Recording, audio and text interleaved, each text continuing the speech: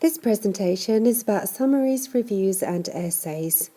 It is to show different styles for my NCEA Level 1 students. Here is the typical summary. You will notice that the protagonist, Walter Mitty, is mentioned in the first sentence here. Further on we have some interesting details, 16 years in the magazine for instance, and that he's had a tedious life. That's a great descriptive word.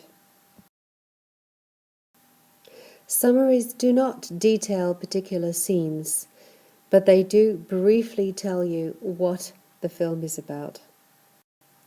For instance, we learn that Walter is an escapist and he daydreams, and he has a crush on Cheryl Melhoff.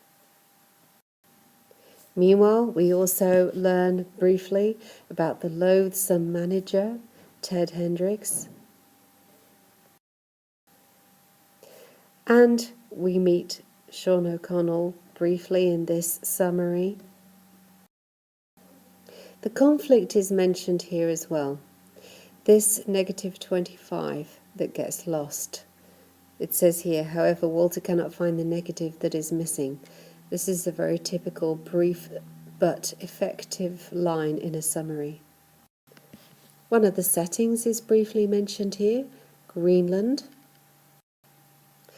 However, what this summary has done has just whet the appetite of the reader, because at the very end you're talking about here the beginning of an unbelievable adventure. This is very typical of a summary too. For more details about summaries, go to slide 5.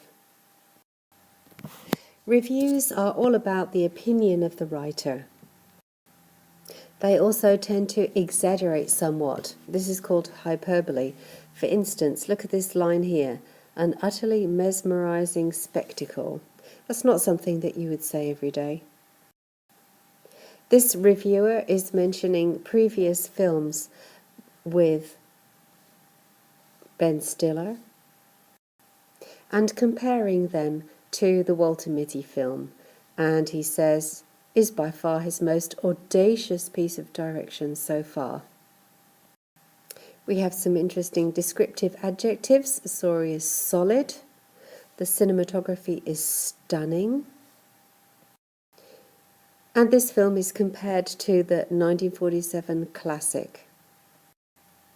The language is far more informal than the summary, and you notice that they're not afraid to put I in their reviews. Reviewers will often talk about the best bits of the film, so for this particular person it is the beautiful cinematography and mentions the name. Notice the informal word of flick here. This is quite a nice summary, this one. Sometimes they can be incredibly critical and destroying. Finally, we get to essays. Now, you guys should definitely know something about essays by now. Firstly, the title of the film is mentioned in the introduction and underlined, and then the director is also mentioned closely following.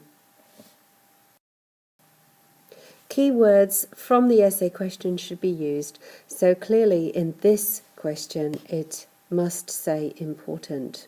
He's important because he embodies the idea of overcoming adversity. So there's idea in there and overcoming adversity. Perhaps we're starting to get an idea of what the question might be.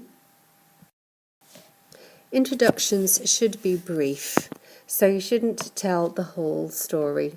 You shouldn't summarize. And also, you're not writing a review here. You're answering a specific question.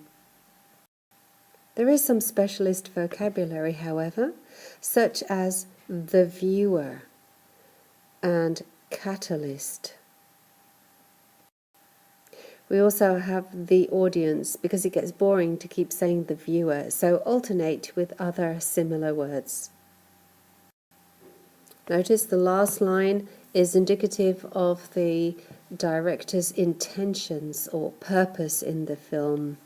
The audience is shown that people can change and overcoming adversities in their lives. So let's look at some of the differences. For instance, summaries usually discuss the plot line in a linear descriptive way. Reviews are much more free. Their purpose is to inform. Essays are different again because they are written in response to a specific question. Summaries are full of formal language. Reviews can be either, and essays again. Formal language is used. Summaries tend to be very general.